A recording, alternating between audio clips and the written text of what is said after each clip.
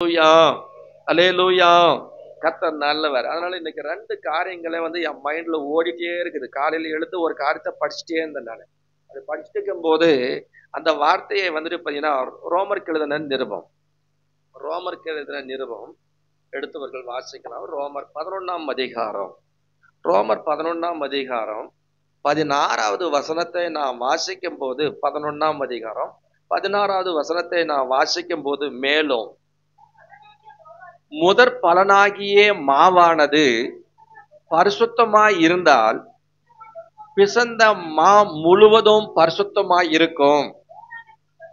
வேறானது பரிசுத்தமா இருந்தால் கிளைகளும் பரிசுத்தமாய் இருக்கும் சொல்றார். ஆமென் சொல்லுங்க. அப்ப முதற் பலனாகிய மாவானது பரிசுத்தமா இருந்தால், அப்ப முதல் பலன்கள் யார் அப்படின்னா நம்ம தான் முதல் பலன்கள். ஆமென் சொல்லுங்க. ஆனா ஆண்டவர் பாத்தீங்கன்னா மோசே கிட்ட ஆண்டவர் ஒரு வார்த்தையை சொன்னார். வாசிக்கலாம். இந்த பகுதி அப்படியே வைங்க. இந்த பகுதி வச்சுட்டு யாத்ராகமத்தின் புத்தகத்தை நீங்க எடுத்து வாசிப்பீர்கள் சொன்னா 13ஆம் அதிகாரத்துக்கு நேராக திருப்பிக் கொள்ளும். யாத்ராகமம் நிர்கமகாண்டம் 13ஆம் அதிகாரம், 13ஆம் அதிகாரத்துல வாசிக்கும் போது வாசிக்கலாம். ஆண்டவர் 1-2 வசனங்களை வாசிக்கலாம். கர்த்தர் மோசேயை நோக்கி, இஸ்ரவேல் புத்திரருக்குள் மனிதரிலும் மிருக ஜீவன்களிலும் கர்ப்பம் திறந்தும், அவன் சொன்ன கர்ப்பம் திறந்து பிறக்கிற முதற்பேர் அனைத்தும் எனக்கு பரிசுத்தப்படுத்து, அது என்னுடையது அப்படின்னு சொல்றார். ஆமென் சொல்லுங்க. எது அவருக்கு எல்லாமே எது ஆண்டவர் பரிசுத்தப்படுத்துறாரு, எதை பரிசுத்தம்னு சொல்லி நினைக்கிறாரு? முதற்பேர் அனைத்தும். ஆமென் சொல்லுங்க. அது மிருக ஜீவன்களா இருந்தாலும், ஆண் பிள்ளைகளா இருந்தாலும், பெண் பிள்ளைகளா இருந்தாலும், முதல்ல எல்லாமே ஆண்டுக்கு பரிசுத்தமானது. ஆமென் சொல்லுங்க. அது எல்லாம் என்னுடையதுன்னு சொல்றார். நம்ம முன்ன ஒரு வசனத்தை படிச்சோம் 2 வாரத்துக்கு முன்னாடி. ஆண்டு சொல்றார், நான் யாக்கோபே, நான் உன்னை சிருஷ்டித்தவரும், இஸ்ரவேலே உன்னை உருவாக்கிறவமாய் கர்த்தர் சொல்லுகிறதாவது, பயப்படாது, நான் உன்னை மீட்டுக் கொண்டேன், உன்னை பேர் சொல்லி அழைத்தேன், நீர் என்னுடையவன் சொன்னார். ஆமென் சொல்லுங்க. அப்ப ஆண்டவர் நம்மை உரிமை சொத்தாக ஆண்டவர் என்ன பண்ணாரு? என்னுடையவன், என்னுடையவன் சொல்றார். அப்ப அது போல முதல் பேர் அனைத்தும் ஆண்டு சொல்றாரு, நீ பரிசுத்தப்படுத்து, அது என்னுடையது அப்படின்னு இந்த இடத்துல உரிமையா சொல்றார். ஆமென் சொல்லுங்க. அல்லேலூயா, அல்லேலூயா. அப்படி சொல்லிட்டு சொல்றாரு. 13வது வசனத்தை வாசிக்கலாம்.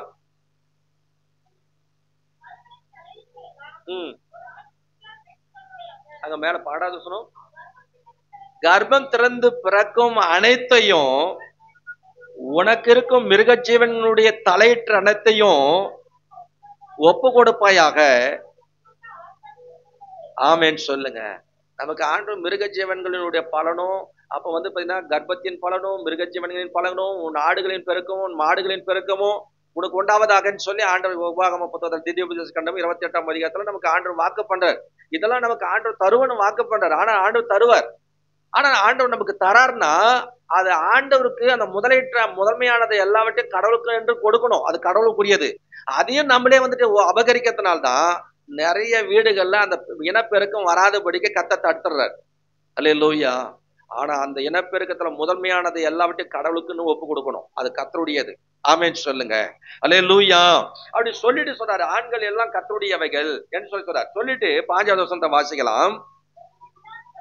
எங்களை விடாதபடிக்கு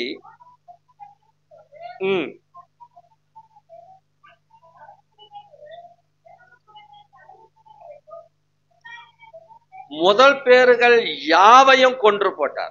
ஆமென் சொல்லுங்க. அல்லேலூயா. எகிப்துல ஆண்டவருடைய பிள்ளைகள் அங்க 430 வருஷம் இருந்தாங்க. 430 வருஷம் இருந்த கடைசி நாட்கள்ல ஆண்டவரை நோக்கி என்ன பண்ணாங்க? அவங்க கூப்பிட்டாங்க. முற்பிதாவாகிய ஆண்டவர் நோக்கி ஆபிரகாம், ஈசாக்கு, யாக்கோபினுடைய தேவனின்னு சொல்லி கூப்பிட்டாங்க. அப்படி கூப்பிட்ட போது ஆண்டவர் முற்பிதாக்களுக்கு ஆண்டவர் உடன்படிக்கை பண்ண அந்த உடன்படிக்கை நினைவு கூர்ந்து ஆண்டவர் அவங்களை விடுதலையாக்கினார். வாசிக்கும் போது அந்த 12ஆம் அதிகாரத்துல பாருங்க, 40வது வசனத்தை வாசிக்கலாம். இஸ்ரவேல் புத்திரர் எகிப்திலே குடியிருந்த காலம் 430 வருஷம். 430 வருஷம் முடிந்த அன்றைய தினமே கர்த்தருடைய சேனைகள் எல்லாம் எகிப்து தேசத்திலிருந்து புறப்பட்டது. ஆமென் சொல்லுங்க. அதுக்கு அடுத்தது ஒரு நாள் கூட நிறுத்த வைக்கல அங்க ஆண்டவர். ஆண்டவர் மோசே கிட்ட, ஆபிரகாம் கிட்ட எப்படி உடன்படிக்கை பண்ணாரோ அந்த உடன்படிக்கையின் படி அந்த நாட்கள் நிறைவேறின அந்த நாள்லயே என்ன பண்ணாங்க? அந்த எகிப்தை விட்டு வெளியேற்றாங்க. ஆமென் சொல்லுங்க. அப்படி ஆண்டவர் உங்களுக்குன்னு ஒரு நியமிச்சிருக்க அந்த நாட்கள்ல இருந்து கர்த்தர் என்ன பண்ணுவார்? தொடங்குவார். ஆமென் சொல்லுங்க. அதுக்கு நம்ம எப்பயுமே நமக்கு கொடுக்கப்பட்ட அந்த வாக்குத்தத்தங்களை சொல்லி சொல்லி நம்ம ஜெபிக்கும் போது நமக்கு நியமிச்சிருக்க அந்த நாள் தொடங்கிய கர்த்தர் அந்த ஆசீர்வாதங்களை தொடங்குவார். ஆமென். அல்லேலூயா. பாருங்க, அந்த அவங்கள வந்துட்டு போகாதபடிக்கு பார்வோன் கடினப்படுத்தினான். கடைசி என்ன நடந்துச்சு தெரியுமா? கடைசியா எகிப்திற்கும் எபிரேயருக்கும் வித்தியாசத்தை உண்டாக்கி அன்றைக்கு எகிப்தினுடைய மக்கள் எல்லாத்தையும் அங்க சொன்னாரு பாருங்க. அங்க வந்துட்டு மனிதனுடைய தலைப்பிள்ளை முதல் மிருக ஜீவன் தலையீற்றுகள் வரைக்கும் உண்டான சகல முதல் பேர்கள் யாவையும் ஆண்டு கொண்டு போனார். ஆமே. எல்லா தலைப்பிள்ளைகளையும் கர்த்தர் அடிச்சார். எல்லாத்தையும், ஆடு மாடுகள், ஆகவே மிருக ஜீவன்கள் எல்லாத்தையும், மனிதனுடைய ஒவ்வொரு குடும்பத்திலும், எகிப்தினுடைய பார்வோனுடைய அரண்மனை முதற்கொண்டு சாதாரண மக்கள் வரைக்கும் எகிப்து தேசத்துல எங்கும் சாவில்லாத வீடே கிடையாதான். ஆமே. அப்படி கர்த்தரை அடிச்சார். ஆமேன்னு சொல்லுங்க. அப்படி கீழே சொல்றாரு பாருங்க, என்ன சொல்றாருன்னா, ஆகையால் கர்ப்பந்திரக்கும் பிறக்கும் ஆணை எல்லாம் நான் கர்த்தருக்கு பலியிட்டு என் பிள்ளைகளில் முதற் பேர் அனைத்தையும் மீட்டுக் கொள்ளுகிறேன். ஆமேன்னு சொல்லுங்க. அந்த 15வது வசனத்தினுடைய கடைசி வரையில சொல்றார். அப்ப என் பிள்ளைகளிலே முதற் பேர் அனைத்தையும் நான் மீட்டுக் கொள்ளுகிறேன். அப்ப முதல் பேர் அனைத்தையும் யாருக்குரியது? கர்த்தருக்குரியது. ஆமேன்னு சொல்லுங்க. அதனாலதான் இங்க ரோமருக்கு எழுதின நிருபத்துல பவுல் எழுதும் போது என்ன சொல்றாரு? வாசிக்கலாம். ரோமருக்கு எழுதின நிருபம் 11ஆம் அதிகாரம் 16வது வசனத்துல சொல்றாரு, முதல் பலனாகிய மாவானது பரிசுத்தமா இருந்தா பிசந்த மா முழுவதும் பரிசுத்தமா இருக்கும். அப்ப முதல் பலனாகிய மாவுன்றத அப்ப நாம தான் ரட்சிக்கப்பட்ட, அப்ப ஆண்டவர் அந்த யூதர்களை குறித்து சொல்றார். அப்ப யூதர்களுக்கு அந்த ரட்சிப்புக்காக ஆண்டவர் பிரயாசப்படுறார். ஆனா அவங்க ரட்சிக்கப்படல. ஆனா புறஜாதிகள் ரட்சிக்கப்பட இருக்காங்க. ஆனா அவங்களும் என்ன பண்ண ரட்சிக்கப்படுன்றதுக்காக தான் அவங்க ஒரு காரியத்தை சொல்றாரு. அப்ப முதல் பலனாகிய மாவானது பரிசுத்தமா இருந்தால் பிசந்த மா முழுவதும் பரிசுத்தமா இருக்கும். அப்ப நம்ம பரிசுத்தமா இருந்தா அப்ப மாவானது எல்லாமே எப்படி இருக்கும்? குடும்பம் முழுவதும் பரிசுத்தமா இருப்பாங்க. ஆமென். கீழே சொன்னார், வேறானது பரிசுத்தமா இருந்தால் கிளைகளும் பரிசுத்தமா இருக்கும். அப்ப வேற யாரு? குடும்பத்தின் தலைகள் வேற இருந்துச்சுன்னா கிளைகளும் பரிசுத்தமா வாழ்க்கை வாழ்வாங்க. ஆமென். அல்லேலூயா. இதை குறித்து கொஞ்சம் நான் என்ன பண்ண தியானம் பண்ணி கொண்டே இருக்கிறேன். அதனால இந்த வார்த்தைகளை நம்ம அப்படியே வைத்து விட்டு இன்னொரு ஒரு காரியத்தை நம்ம தியானிச்சோம். படிக்கலாம் அந்த வசனத்தை. வெளிப்படுத்தல் புத்தகத்துல பிரகட்னா 21ஆம் அதிகாரத்தை நாம் எடுத்துக்கொள்வோம். பிரகட்னா 21ஆம் அதிகாரம் 5வது வசனத்தை நாம் வாசிக்கலாம். சிங்காசனத்தின் மேல் வீட்டிருந்தவர், இதோ நான் சகலத்தையும், ஆமென் சொல்லுங்க. அல்லேலூயா. பின்னாடி பக்கம்லாம் கேறீங்களா? எத்தனை பேர் கேறீங்க? அல்லேலூயா. எல்லாம் இப்பதானே உட்கார்ந்து இருக்காங்க, அதனால அவங்களுக்காக தெரியல. அதனால வாயை திறந்து சொல்லுங்க, நான் கேட்பேன் நானு. அதனால சொன்னார், சிங்காசனத்தின் மேல் வீட்டிருக்கிறவர், இதோ நான் சகலத்தையும் நான் புதிதாக்குகிறேன். அவைகள் இவைகள் அந்த வசனங்கள் சத்தியமும். அல்லேலூயா. அப்போஸ்தலனாகிய யோவான் கிட்ட ஆண்டவர் சொல்லுகிறார். அப்ப என்ன சொல்றாருன்னா, இதோ நான் சகலத்தையும் புதிதாக்குகிறேன்னு சொன்னார். ஆமென் சொல்லுங்க. அப்ப ஆண்டவர் புதிய வானத்தையும் புதிய பூமியையும் ஆண்டவர் என்ன பண்ணுவாரு? பெரிய வெள்ளை சிங்காசனத்தையும் ஆண்டவர் என்ன பண்ணுவாரு? சீக்கிரமா என்ன பண்ணுவாரு? புதிதாக்க போறேன், அதெல்லாம் உண்டாக்குவேன்னு சொல்லி ஆண்டு சொல்லுகிறார். அப்ப சொல்லும் போது அந்த 20ஆம் அதிகாரம் 11வது வசனத்தை வாசிங்க. பெரிய வெள்ளை சிங்காசனத்தையும் அதுக்கு மேல் வீட்டிருக்கிறவரையும் நான் கண்டேன். பூமியும் அகன்றும் போயின. அல்லேலூயா. அந்த இடமே காணப்படல, இருந்த இடமெல்லாம் தெரியல அப்படின்றார். ஆமென் சொல்லுங்க. அப்ப ஆண்டவர் புதிய வானத்தையும் புதிய பூமியும் சிருஷ்டிப்பேன் அப்படின்னு சொல்றார். அப்ப ஆண்டவர் இங்க சொல்றாரு, நான் சகலத்தையும் புதிதாக்குகிறேன்னு சொல்றார். ஆமென் சொல்லுங்க. அப்ப ஆண்டவர் சகலத்தையும் என்ன செய்வாராம்? புதிதாக்குவன் வாக்கு பண்ணியிருக்கிறார். அப்ப புதிதாக்குவன்னா ஆண்டவர் நம்ம நம்முடைய வாழ்க்கையில இருக்கிறதான எல்லாவற்றையும் ஆண்டவர் புதிதாக்கணும்னு சொல்லி ஆண்டவர் விரும்புகிறார். எத்தனை பேர் விசுவாசிக்கிறீங்க? அல்லேலூயா. அப்ப ஆண்டவர் வாசிக்கும் போது 3வது வசனத்தை வாசிக்கும் போது, வெளிப்படுத்தல் 3ஆம் அதிகாரம் அது 21ஆம் அதிகாரம் 3வது வசனத்தை 4வது வசனத்தை வாசிக்கும் போது, மேலும் ஒரு பெரும் சத்தத்தை கேட்டு,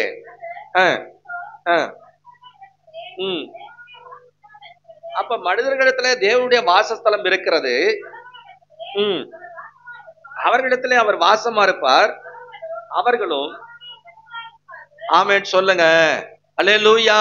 அப்ப ஜனங்களிடத்துல அவர் வாசமா இருப்பாராம், அவரும் அவங்களோட கூட இருப்பேன்னு சொல்லி சொல்றாரு. வாசமா இருப்பேன்னு சொல்றாரு.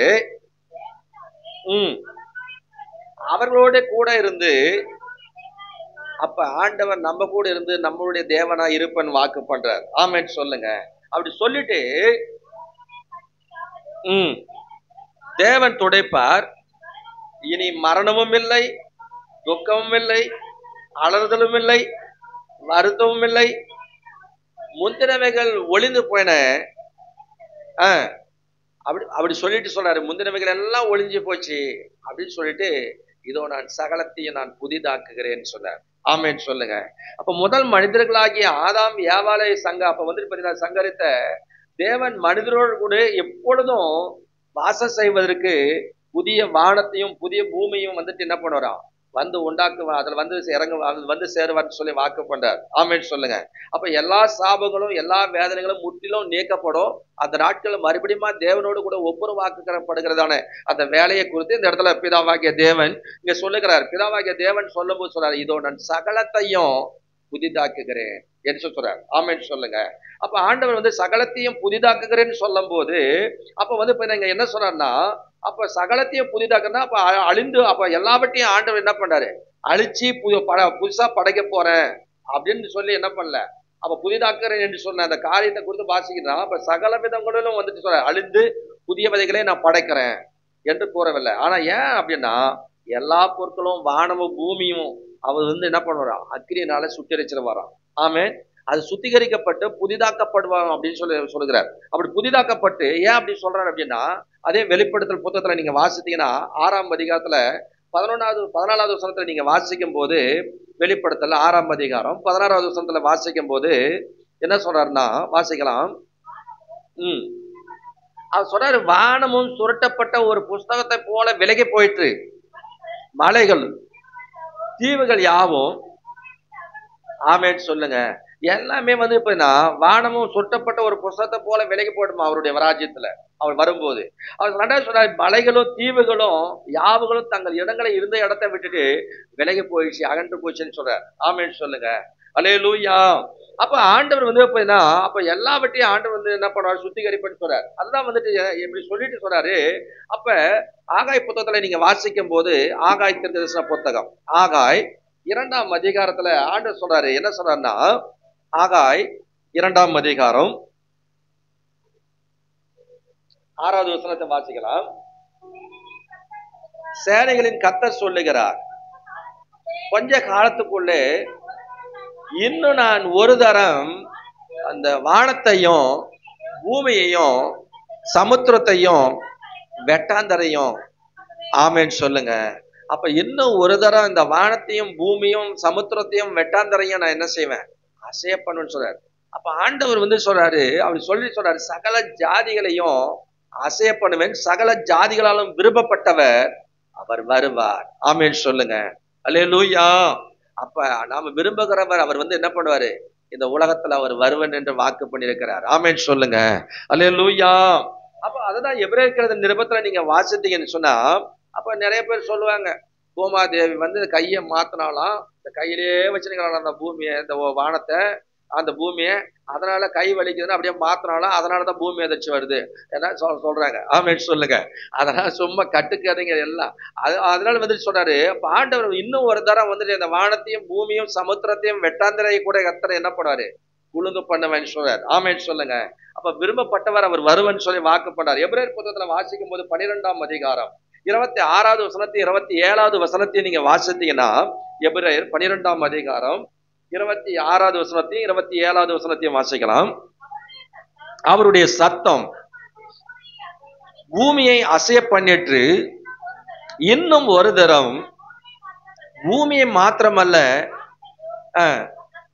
அல்லேலூயா, இந்த பூமி மட்டும் நிலநடுக்க வரும்போது நிறைய குடும்பம், நிறைய தேசங்கள்ல நிறைய பேரழிவுகள் வருகிறது, வீடுகள்லாம் தரைமட்டமாகுது, எத்தனையோ மக்கள் பூமிக்குள்ள இழுத்துட்டு போயிடுறாங்க. ஆனா பூமியில இந்த நிலநடுக்கம் பூமி எதிர்ச்சிகள்லாம் வரும்னு சொல்லி மத்திய 24ஆம் அதிகாரத்துல ஆண்டு கடைசி நாட்கள் இப்படி எல்லாம் நடக்கும்னு சொல்றாரு. ஆனா வந்து பாத்தீங்கன்னா ஆண்டு சொல்றாரு, இந்த பூமியை மட்டுமல்ல இந்த வானத்தை வேணா அசையப்படுன்றார். இப்ப எல்லா நாடுகளும் ஏவுகணைகளை ஏத்தி ஏத்தி மேல வச்சிருக்கிறான். ஆமென் சொல்லுங்க. அதவே ஒரு முறை அசை பண்ணணும்னு சொல்றாரு ஆண்டவர். ஆமே. நம்ம மரத்துல இருக்கிற மாங்காயோ தேங்காயோ அல்லது தேங்காயோ வந்துட்டு பாத்தீங்கன்னா இழுத்தாதான் வரும். ஆனா மாங்காயோ அல்லது புளியம்பழமோ இந்த மாதிரி இதுகள்லாம் இருக்குதா பாத்தீங்கன்னா மேல போய் ஒரு குழுக்குழுக்கனா வந்துட்டு நாகப்பழம் மாதிரி என்ன பண்ணும், மொத்தம் கொட்டும். ஆமே. அப்படி வந்து ஒரு அலசும் போதே மொத்தம் என்ன பண்ணுது, பழுத்ததெல்லாம் கொட்டுது. ஆனா ஆண்டவர் இந்த வானத்தவே அசை பண்ணா France, Russia, German, America, India எல்லாமே வந்து என்ன பண்ணிருக்காங்க, எல்லா நாடுகளும் போட்டி போட்டு ஏவுகணைகளை என்ன பண்றாங்க, ஏணிச்சு ஏற்றி மேல என்ன பண்றான் வச்சிருக்கிறான். அங்க போய் சந்திர மண்டலத்துல என்னென்னமோ வந்துட்டு என்ன பண்றான், இங்கிருந்து போய் அங்க ஆராய்ச்சி பண்றான், அங்க இதை பண்றான், அங்கே போய் நான் வீடை காட்ட போறேன் எல்லாத்தையும் சொல்றான். ஆமே. அல்லேலூயா. ஆனா அங்க இருந்தாலும் கூட ஆண்டவர் சொல்றாரு, அப்ப முதல்ல இந்த பூமியை குலுக்கத்தை போல அங்கேயும் வந்து வானத்தை நான் என்ன பண்ணுவேன், அசைய பண்ணுவேன் என்று இப்பொழுது வாக்குத்தத்தம் செய்திருக்கிறார். ஆமென் சொல்லுங்க. அல்லேலூயா. அல்லேலூயா. அப்ப ஆண்டவர் வந்து பாத்தீங்கன்னா அப்ப வானத்தையும் அசைய பண்ணுன்னு சொல்றாரு. என்ன நிலை என்ன ஆகும்னு பாருங்க. அதெல்லாம் திரும்பிச்சுன்னா என்ன பண்ணும், அதே பூமிக்கு ஒரு பேர் அழிவு. ஆமாவா இல்லையா? கையில உயர்த்தி அல்லேலூயா சொல்லுவோமா? அல்லேலூயா. அப்ப சொல்றாரு இன்னும் ஒரு தரம் என்கிற சொல் ஆனது 27வது வசனம்.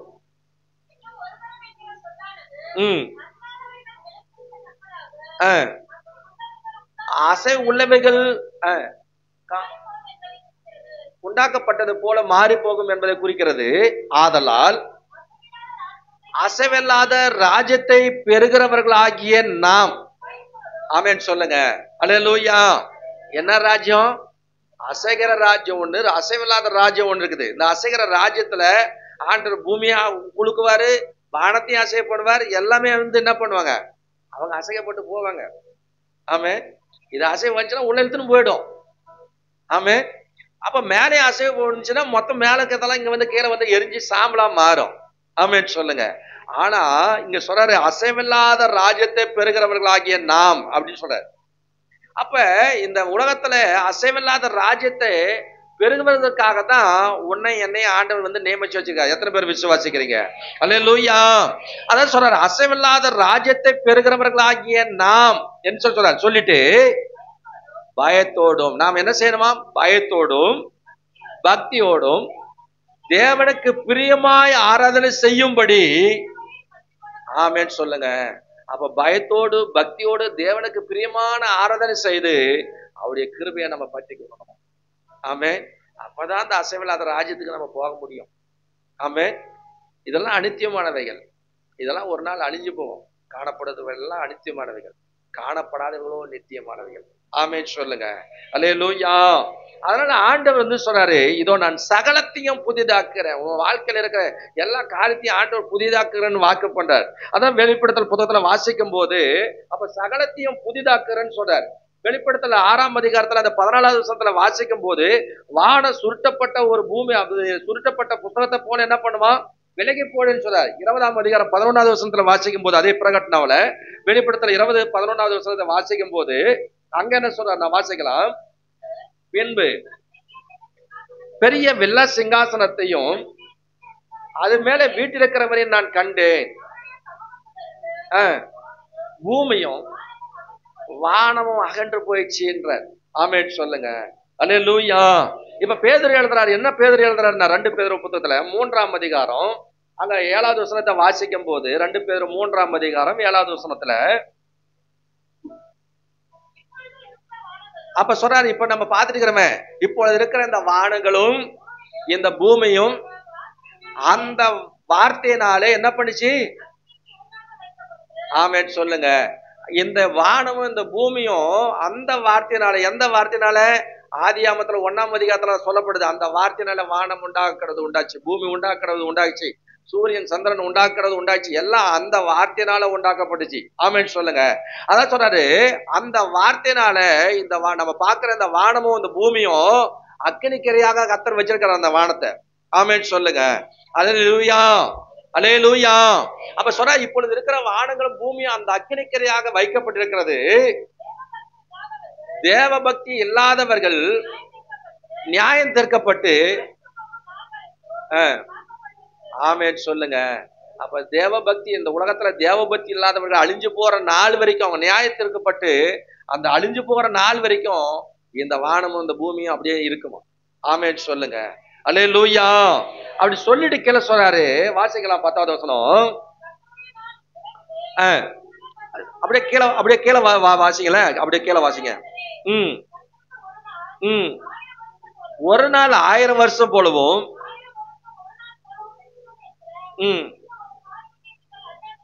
ஆண்டவர் நினைச்சாருன்னா ஒரு நாள் 1000 வருஷத்தை போல மாத்திடுவாரு. 1000 வருஷம் ஒரே நாள்ல கூட மாத்து வரோம். ஆமென் சொல்லுங்க. அப்படி சொல்லிட்டு சொல்றாரு, தாமதிக்கிறார் என்று சிலர் எண்ணுகிறபடி கர்த்தர் தமது வாக்குத்தத்தத்தை குறித்து அவர் தாமதமாயிராமல் அவர் சொன்னதெல்லாம் செய்யறாரு. இன்னைக்கு எல்லா அடையாளங்களும் நடந்துட்டு இருக்குது. மத்திய 24ஆம் அதிகாரம் ஜனத்துக்கு விரோதமா ஜனம், ராஜ்யத்துக்கு விரோதமா ராஜ்யம், அங்கெங்க பூமி எதிர்ச்சிகளும் பஞ்சங்களும் கொள்ளைகளும் கொள்ளை நோய்களும் உண்டாகும். இதெல்லாம் வேதனைக்கு ஆரம்பம். அவருடைய வருகைக்கு முன்னாடியமா இதெல்லாம் நடக்கும்னு சொன்னாரு. ஆனா நடந்துட்டு இருக்குது. ஆனாலும் ஏன் இன்னும் வரல அப்படின்னா அவர் சொன்னாரு, தாமதிக்கிறார் என்று சிலர் எண்ணுகிறபடி கர்த்தர் தமது வாக்குத்தத்தத்தை குறித்து அவர் என்ன செய்யல, தாமதமாறாமல் ஒரு மனுஷனும் கெட்டு போக கூடாது. ஆமென் சொல்லுங்க. அதனாலதான் ஆண்டவர் இன்னும் எல்லாரும் மேலும் நீடிய மறந்துடணும்னு விரும்பிதான் நீடிய பொறுமை உள்ளவரா இன்னைக்கு தாமதம் பண்ணி கொண்டு இருக்கிறார். அல்லேலூயா, அல்லேலூயா. அதான் சொல்றாரு, அவர் சொல்றாரு, அவர் தாமதம் வராமல் வாக்குத்தத்தத்தை குறித்து தாமதம் வராமல் ஒருவரும் கெட்டு போகாமல் எல்லாரும் மனம் திரும்ப வேண்டும் என்று விரும்பி பொறுமை உள்ளவரா இருக்கிறார். நீடிய பொறுமையா இருக்கிறாரா என்ன வரைக்கும்? ஆமென் சொல்லுங்க. அப்ப தேவ பக்தி இல்லாதவர்கள் அழிஞ்சு போன வரைக்கும் அந்த நாள் வரைக்கும் அந்த வந்துட்டு வானமும் பூமியும் உண்டாக்கப்பட்டிருக்குது, காக்கப்பட்டிருக்குதுன்னு சொன்னா, அப்ப நாம் ரட்சிக்கப்பட்டிருக்கிற நாம் எப்படி இருக்கணும்னு சொன்னா, அங்க சொல்றாரு பாருங்க, 1 பேதுரு அதே 4ஆம் அதிகாரத்துல 18வது வசனத்துல வாசிக்கும் போது சொல்றாரு, நீதிமானே ரட்சிக்கப்படுவது அரிதானால் பக்தி இல்லாதவனும் பாவியும் எங்கே நிற்பான்? அல்லேலூயா. இன்னைக்கு நீதிமானா இயேசுவின் ரத்தத்தினால கழுவப்பட்ட நீதிமான்களாகிய நீங்களே இன்னும் ரட்சிக்கப்படல, இன்னும் மனம் திரும்பல, இன்னும் ஆண்டு கேட்டு பரிசுத்தத்தை மேல பரிசுத்தம் அடையாத நீங்க உங்க எண்ணம் போல ஓடிக்கொண்டிருக்கீங்கன்னா இன்னும் பாவியும் பக்தி இல்லாதவனும் எங்க போய் நிற்பான்? நல்லா யோசித்து பாருங்க. ஆமென். அல்லேலூயா, அல்லேலூயா. அதனால்தான் வந்து இங்க சொல்றாரு, வாசிக்கலாம் அந்த 3ஆம் அதிகாரம் 10வது வசனத்துக்கு வருவோம். 2 பேதுரு 3:10. கர்த்தருடைய நாள் இரவிலே திருடன் வருகிற விதமாய் வரும். அப்பொழுது எப்படி வருவாராம் ஏசப்பா? திருடன் சொல்லிட்டு வரவனா, வீட்டுல நாளைக்கு வந்து கொள்ளடிக்க போறேன், இன்னைக்கு மதியமா வர போறேன் சொல்லிட்டு வரவனா? ஆமென். அல்லேலூயா. இயேசு கிறிஸ்து சொல்றாரு, கர்த்தருடைய நாள் இரவிலே திருடன் வருகிற விதமாய் வரும். அப்பொழுது இந்த வானங்கள் எல்லாம் மடமடம் என்று அகன்று போகும், பூதங்கள் வெந்து உருகி போகும், பூமியும் அதில் உள்ள கிரிகளை எல்லாம் என்ன பண்ணுமா? அழிஞ்சு போகும்.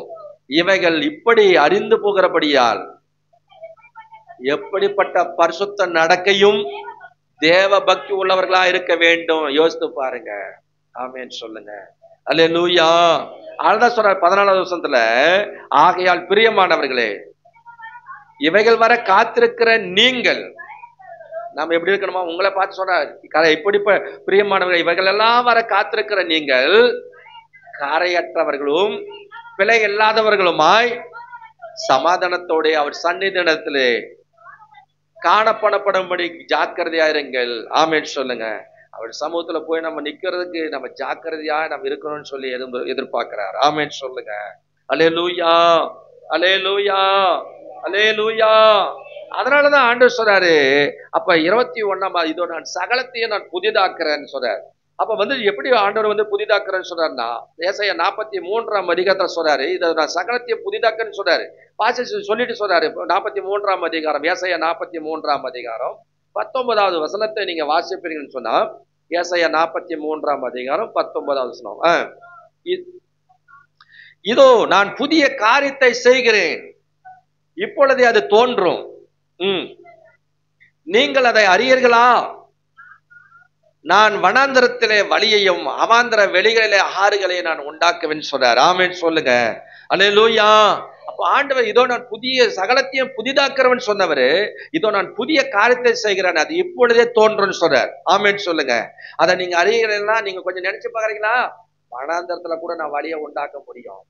இஸ்ரேல் மக்கள் எகிப்திலிருந்து வந்தபோது அவங்க பெலிஸ்தரனுடைய தேசத்தின் வழியா போயிருந்தா சீக்கிரமா கானான் தேசத்துக்குள்ள போய் என்ன பண்ணிருக்கலாம்? அவங்க போய் நுழைஞ்சிட்டுக்கலாம். ஆனா கானான் தேசத்துக்குள்ள போகாதபடிக்கு ஆண்டவர் வேற வழியா அனுப்புறாரு, சமுத்திரத்தின் வழியா அனுப்புறாரு. ஏன்னா சமுத்திரத்துக்கு அவங்க வந்து அவங்களுடைய எல்லை வந்துட்டு சமுத்திரத்துல போய் நிக்கிறாங்க. அதுக்கு மேல முன்னேறி செல்ல முடியாத ஒரு சூழ்நிலை. ஆனா பாருங்க, ஆண்டவர் எதை செய்யறாலும் நன்மைக்கு தான் செய்வார். ஆமென் சொல்லுங்க. அல்லேலூயா, அல்லேலூயா. அப்ப சமுத்திரத்தின் வழியா வந்துட்டு என்ன பண்றாரு, எல்லாரும் ஞானஸ்நானம் பண்ணப்பட்டார்களாம். அப்போ சில 1 கொரிந்தியர் 10ஆம் அதிகாரத்துல நம்ம வாசிக்கும் போது மேகத்தினாலும் மோசேயின் மூலியமாக என்ன பண்ணாங்களாம், எல்லாரும் ஞானஸ்நானம் பண்ணப்பட்டார்கள் சொல்லப்படுது. அப்ப அந்த செங்கடல் உள்ள வந்துட்டு பாத்தீங்கன்னா புறப்பட்டு போகும்போது, அப்ப பாருங்க, அந்த ஆண்டவர் உங்க கையில இருக்க கோலை நீட்டு, சமுத்திரத்துக்கு நேரா நீட்டுன உடனே பின்னாடி எகிப்தினுடைய படைகள் வருது, முன்னாடி உங்களுக்கு செங்கடல் நிக்கிறது. ஆனா செங்கடலை முன்னேறி செல்ல முடியல. என்ன செய்யறது, தவிக்கிறாங்க. பின்னாடி திரும்பி பாக்குறாங்க, விட்டு வந்த அந்த படைகள் வந்து என்ன பண்ண, எகிப்தின் படைகள் வருது. அவங்க சொல்றாங்க, நாங்க வந்து எகிப்துல வந்துட்டு நாங்க செத்தா எங்களுக்கு அங்க வந்து சாவு கடை இல்லைன்னு சொல்லிட்டா, இங்க வந்து வனாந்தத்தை, இங்க வந்து சமுத்திரத்துல வந்து எனக்கு வந்து சாகடிக்கிறது கொண்டு வந்த அப்படின்னு முறுமுறுக்கிறாங்க. ஆனா ஆண்டு சொல்றாரு, மோசே உன் கோலை கொஞ்சம் நீட்டுப்பா அப்படின்னாரு. நேற்று உடனே சிவந்த சமுத்திரம் அந்த செங்கடல் 2ஆ பிளந்துருச்சு. ஆமென் சொல்லுங்க. இந்த பில்டிங், இந்த செவுரு எப்படி அந்த பக்கம் அப்படி நிக்குதோ, அது மாதிரி அந்த பக்கம் இந்த பக்கம் ஒரு காற்று அடிச்ச உடனே இந்த பக்கம் அப்படியே நின்றுச்சு, இந்த பக்கமா அப்படியே நின்றுச்சு. ஆமென் சொல்லுங்க. வெட்டாந்தரையில் நடக்கப்படும்படி ஆண்டவர் செய்தார். அல்லேலூயா. அதே வெட்டாந்தரையில் அந்த மக்களும் வந்தாங்க. ஆனா ஆண்டவர் வந்து என்ன பண்ணார்னா, அவங்கள ஆண்டவர் மோசே கிட்ட சொன்னார், இன்றைக்கு பாக்குற நீ எகிப்தியரை நீ என்னைக்குமே பார்க்க மாட்ட அப்படின்னு சொன்னார். ஆமென் சொல்லுங்க. உடனே வந்து பாருங்க என்ன நடக்குது, அந்த சேனைகளும் பின்னாடியே அதே வெட்டாந்தரைக்குள்ள அவங்களும் நடந்து வந்தாங்க கொஞ்ச தூரம். ஆனா இவங்களுக்கு முன் சென்ற மேகம், அந்த அந்த அந்த மேகம் பகலிலே மேகஸ்தம்பத்தினால இரவிலே அக்கினி ஸ்தம்பத்தினால வழிநடத்துற ஆண்டவர், அந்த அந்த அந்த தூதன் வந்து என்ன பண்றான், மேகம் வந்து இவங்களுக்கு பின்னாடிக்கிற மனுஷன் பக்கத்துல நின்றுச்சான். ஆமே, அந்த தூதன் முன்னாடியே நின்று அப்ப இவங்களோடு அந்த மக்கள் வந்து சேராதபடிக்கு வந்து தட்டுத்தரான். ஆமே, அவங்கள வந்து மிகவும் வருத்தப்படுத்தினாராம். அவங்க வந்து முன்னேறி செல்ல முடியாத அளவுல அந்த பாதியில வந்துட்டாங்க. ஆனா முன்னேறி இவங்க கிட்ட வந்து அவங்கள வந்து தொடாதபடிக்கு கர்த்தர் வந்து தடுத்து நிறுத்தினாராம். அல்லேலூயா. அதுக்கு பிறகு வந்து என்ன நடந்துச்சு பாருங்க, இந்த கடைசி மனுஷன் கடைசி இலையில போய் ஏறின வரைக்கும் கர்த்தர் பார்த்திருந்தார். அதுக்கு பிறகு ஆண்டவர் சொன்னாரு, உடனே மோசேவும் கையினுடைய இருக்கிற கோலை கொஞ்சம் நீட்டுனாரு பாருங்க. நேட்டின உடனே அவருடைய ரதங்களும் குதிரைகளும் அவருடைய எல்லாம் அந்த ரதங்கள் எல்லாம் கலந்து என்ன பண்ணுச்சு, ஒருத்தனும் தப்பிச்சு போல, எல்லாரும் மாண்டு மடிஞ்சு போயிட்டாங்க. ஆமேன்னு சொல்லுங்க. இந்த கடைசி மனிதன் போயிட்டு எழுதி கடைசியில பாக்குறாங்க, இஸ்ரேல் மக்கள் எல்லாம் வனாந்தரத்துல எல்லாரும் செத்து போன அந்த பிணங்களா வந்துட்டு அந்த அலையில வந்து மேல வந்து கலந்தாங்க. ஆமேன்னு சொல்லுங்க. அல்லேலூயா, அல்லேலூயா. அப்படி கர்த்தர் வந்துட்டு பாத்தீங்கன்னா வனாந்தரத்துல வழியை உண்டாக்குறார். ஆமேன்னு சொல்லுங்க. ஒருவேளை எனக்கு நம்மளுடைய வாழ்க்கை எல்லாம் வனாந்தரமான ஒரு பாதையா இருக்கலாம். ஆண்டவர் நமக்கு வனாந்தரத்தையும் அவர் வந்து செழிப்பாக்குவார். ஆமேன் சொல்லுங்க. வழியை உண்டாக்கி அவாந்தர வெளிகளை ஆறுகளையும் நான் உண்டாக்குன்னு சொல்றார். ஆமேன். அப்படி ஆண்டவர் புதிய காரியத்தை கர்த்தர் நான் செய்வேன், அது இப்பொழுதே தோன்று சொல்றார். 18வது வசனம் சொல்லுது, முந்தினவைகளை நீ நினைக்க வேண்டாம், கூறுமானவைகளை சிந்திக்க வேண்டாம், இதோ நான் புதிய காரியத்தை செய்கிறேன், அது இப்பொழுதே தோன்றும் சொல்லுகிறார். ஆமேன் சொல்லுங்க. அல்லேலூயா. அந்த வெளிப்படுத்தல் புத்தகத்துல 4ஆம் அதிகாரத்துல 2வது வசனத்தை நீங்க வாசித்தீங்கன்னா, வெளிப்படுத்தல் 4ஆம் அதிகாரம் 2வது வசனத்தை நீங்க வாசிக்கும் போது, 4ஆம் அதிகாரம் 2வது வசனம், அப்பொழுது 1வது வசனத்திலிருந்து வாசிங்க. 1வது வசனத்தை வாசிங்க. பரலோகத்திலே திறக்கப்பட்டிருக்கிற ஒரு வாசலை கண்டேன். முன்னே எக்கால சத்தம் போல என்னுடனே பேச நான் கேட்டிருந்த சத்தமானது, இங்க ஏறி வா. இப்ப அப்போஸ்தலனாகிய யோவானோட ஆண்டவர் சொல்றாரு, நீங்க ஏறி வா, நான் வந்துட்டு இனி வந்துட்டு பாத்தீங்கன்னா பரலோகத்துல சம்பவிக்க போறதெல்லாம் உனக்கு நான் காண்பிப்பேமா அப்படின்னு சொல்லி கூப்பிடுறாரு. சொல்லிட்டு சொன்ன உடனே ஆவிக்குள்ளானேன்னு சொல்றாரு. ஆமேன்னு சொல்லுங்க. அந்த இடத்துல எந்த ஆவிக்குள்ளா மாறத்துக்கு, எந்த ட்ரம் அடிச்சு நல்லா கையை தட்டி நல்லா வந்து எல்லாம் வந்துட்டு இசை நல்லா வாசிக்கிட்டு நல்லா வந்துட்டு என்ன பண்ணல, அவங்கள பாடி ஆராதனைக்குள்ள உள்ள போய் அவங்க ஆவிக்குள்ள மாறல. இங்க எந்த இசையும் வந்துட்டு வாசிக்கல. அப்ப சொன்ன யோவான் உடனே ஆவிக்குள்ள மாறதுக்கு. ஆமேன்னு சொல்லுங்க. அவர் சொன்னார் பாருங்க, உடனே அந்த ஆட்டினுடைய வார்த்தையை கேட்ட உடனே ஆவிக்குள்ளா ஆனேன்னு சொல்றாரு. அப்பொழுது வானத்தில் ஒரு சிங்காசனம் வைக்கப்பட்டிருந்தது, ஒருவர் வீட்டிருந்தார். அந்த பதுமராகத்துக்கும் ஒப்பா இருந்தார்.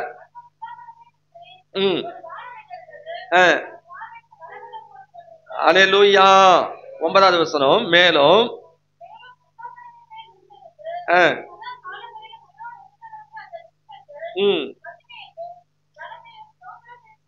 செலுத்தும் போது சொல்றாரு. ஆமென் சொல்லுங்க. 19ஆம் அதிகாரத்தை எடுத்துக்கொள்வோம். 19ஆம் அதிகாரம் 9வது வசனத்தை வாசிக்கலாம்.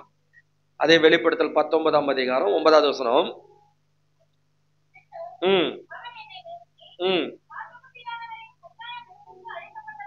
அழைக்கப்பட்டவர்கள். ஆமென் சொல்லுங்க. அல்லேலூயா. அப்ப ஆண்டவர் என்ன பண்றாரு? அவருடைய கல்யாண வீட்டுக்கு நம்ம அழைப்பு கொடுக்கிறார். அந்த அழைப்பு கொடுக்கும் போது அந்த அழைக்கப்பட்டவங்க இடத்துல நம்ம அழைக்கப்பட்டவங்க தான். நம்ம அழைக்கப்பட்டாதான் இயேசு கிறிஸ்துவையும் யோவான் 2ஆம் அதிகாரத்துல வாசிக்கிறோம். இயேசுவையும் அவருடைய தாயும் சீசர்களையும் கல்யாண வீட்டுக்கு அழைக்கப்பட்டிருந்தாங்க. கானா ஊர் கல்யாணத்துக்கு. அந்த அழைக்கப்பட்ட இடத்துக்கு போனதுனால அவங்களுக்கு கனம் இருந்துச்சு. ஆமென் சொல்லுங்க. இயேசு வந்தாரு, குறைகளை நிறைவாக்கி அவங்களை ஆசீர்வதித்தார். ஆமென் சொல்லுங்க. நமக்கு ஆண்டவர் நம்ம அழைப்பில்லாத இடத்துக்கு போனா வெக்கப்படுவோம். ஆமென். ஏதாவது ஒரு சண்டை நடக்குதுன்னா நீ கேட்டீன்னு வச்சுக்க, உன்னை யாரா உன்னை அழைச்சது, நீங்க என்னத்துக்கு வந்தான்னு கேட்பாங்க. ஆமென். ஆனா அழைக்கப்பட்ட இடத்துல போனா, நீ அழைச்சதுனால தான் நான் வந்தேன், இங்க வந்ததுனால ஏன் என்னை இப்படி கேட்கறேன்னு சொல்லி நம்ம என்ன பண்ணலாம்? அவங்களை தைரியமா கேட்கலாம். ஆமென் சொல்லுங்க. அப்ப பாருங்க, அழைக்கப்பட்டவர்களாகிய நாம் எல்லாரும் பாக்கியவன்கள் என்று அழுதுன்னு சொல்றார். ஆமென் சொல்லுங்க. 20ஆம் அதிகாரம் 11வது வசனம். அப்ப ஆண்டவர் என்ன சொல்றாருன்னா, 20ஆம் அதிகாரம், அதே வெளிப்படுத்தல் 20ஆம் அதிகாரம் 11வது வசனம்.